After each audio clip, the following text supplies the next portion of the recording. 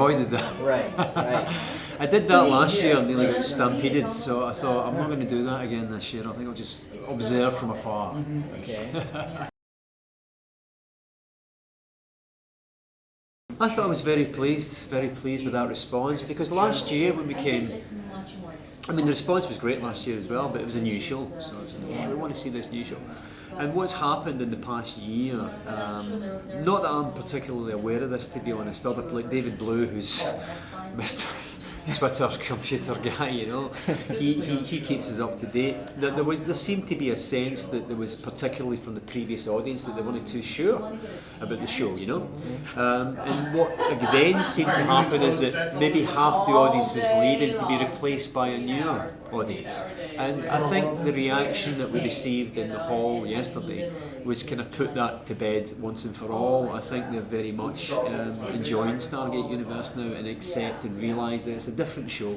It's not SG-1, it's not Atlantis. It's a much darker tone than these shows, but a heavier tone. And I think they're beginning to embrace that, and the new audience particularly are loving that. When it was first mentioned to me, my manager, he said to me, he said, "Well, you're going to say no, but there's this thing, this is Stargate. No, I don't know it, I don't know that world, and nothing against it, but I just didn't know it, you know." And it seemed light to me, you know. And John Rubinstein, my manager, said, "Look, well, maybe you should have a chat with these guys, because there's something quite interesting in this for you, you know." So I got a synopsis through and had a look and seen the breakdown of this character Rush. And what struck me right away, of course, was this man doesn't want to go home. So this is perfect. This is exactly what you want as an actor, because then suddenly you have myriad questions then. Why this? Why that? Why this? Why would they do that? So all of these whys were suddenly in the head of that character right away. So then, speaking to Brad Wright and Robert Cooper, the creators, after that, we had about 2 or 3 telephone conversations. And what came out then was, I mean, to be perfectly honest, the first thing I said to them was, I was very flattered. Why the hell do you want me to do this? You know that kind of guy. And they said, well, in a sense, your reply is why we want you to do it. I thought this is becoming really quite psychologically interesting conversation, but what came across was that if it wasn't going to be me, it was going to be someone like me to kind of front this show. And that was all I kind of needed to hear, in a sense. That meant they were serious, you know, that it wasn't going to be, we'll get, you know, Robert Carlyle in here and we'll fill it with the rest of the same stuff. That couldn't work, and I was very aware of saying that to them, that do you realise when you employ me, you're going to get a different style of actor that you've been used to working with, you know? Is that okay with you guys, you know? That's what we want, you know, that's fine. And once all these things had been nailed down, it was then down to, well, what is this about? What is this thing now about? And I was, quite frankly, kind of blown away by the scale of this thing.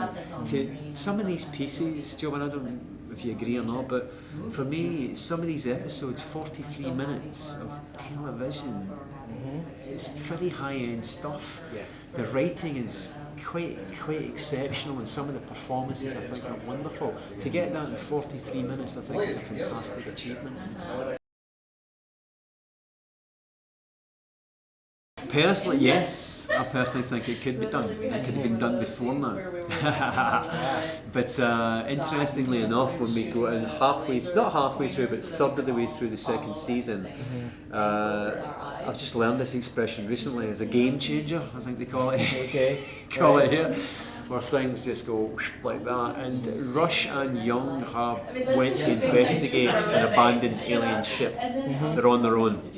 While they're up there, Young discovers that Rush has learned, he knows where the bridge is on the ship, and he's actually steering the ship, he's propelling the ship, he's navigating the ship. Young goes crazy, obviously, at this. And then Rush, there's an 11-page scene that follows between myself and the Colonel, followed by another 8-page scene after that. So another 19 pages of dialogue there, a lot of stuff.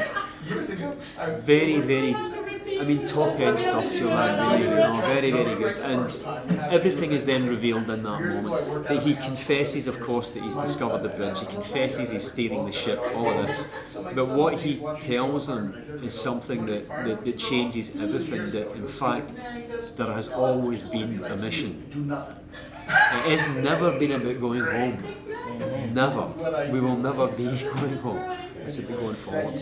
And it's the only way to cope with this is to embrace it, to embrace the ship, to stop keep saying that we don't belong there. We do belong there. Destiny is called destiny for a reason. We're all there for a reason. And what he, without giving the game away too much, what Rush unveils to Young is absolutely mind-boggling stuff. In shorthand, it's essentially, we're talking about a journey back to the beginning of time itself.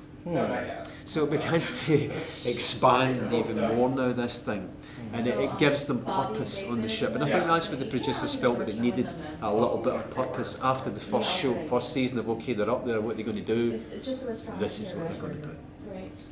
But is he telling the truth? Yes. Well, that's an interesting one, because we're at episode 11 at the moment. The episode that I just told you about is called The Greater Good, and that is followed by an episode called Malice. They're kind of two parts, and I think they come in episodes 8 and 9. So at that point, from that point, the next two episodes, Louis Ferrer and I kind of spoke about it a lot and said, well, we should try, and when we say the lines, to try and soften them a wee bit towards each other here. And there was one little thing. Sometimes you can do it without words, And Louis and I did this moment in the mess hall where he was coming out and I'm coming in, and he says to me, we need a report on such and such. And on the way by, there's just tap his arm. I'll give it to you later. That's enough. Rush would never have done that. Rush would want to kill this man. But that signifies, okay, we're going to get on a little bit here. But it's enough. It's arm's length still. So I would say anyone who's a fan of the show and enjoying this show and enjoying this Rush Young dynamic, that it ain't over. Yeah, that's an interesting question, because you're always looking for that, really, in a way, and you're always trying to make it different. If I can say this, it seems strange talking about the character that I'm playing, but I do think that Rush is maybe the difference here, because you have someone on the ship who is, in a sense, in one sense, a fifth columnist. You don't know what this guy is up to. Is he the enemy or not? And he is right by your side. And I've never seen that before. I've never seen that in a drama before, when you've got some central characters that are so linked and bonded together, but yet one of them is maybe not. That's generally the stuff that's reserved for feature film, that will take place over maybe an hour and a half, 2 hours, and by the end you reveal this guy's been against you the whole time. But here we have a situation where the audience are watching this guy going, I don't know whether I trust this guy at all, anything he says. And I think that's fantastic drama. So I think that if I can say that, I think Rush, for one, is certainly one difference, one character that makes the difference in the show. But then coupled with the visuals of the show, the look of it, the broken down ship, the fact that it's 100,000 million years old, the fact that they don't know how to fly it, they don't know what they're doing, there's no air, there's no water. Every type of science fiction serial I've ever seen has been pretty, very clean. You know what I mean? Everyone looks great. This is what all this is about. It's been trying to break the whole thing down, and I think there's a broken down look about Stargate Universe, which makes it quite unique. Or do you want me to sit with the SGU behind? Thank you very much. Pleasure, my friend. Pleasure.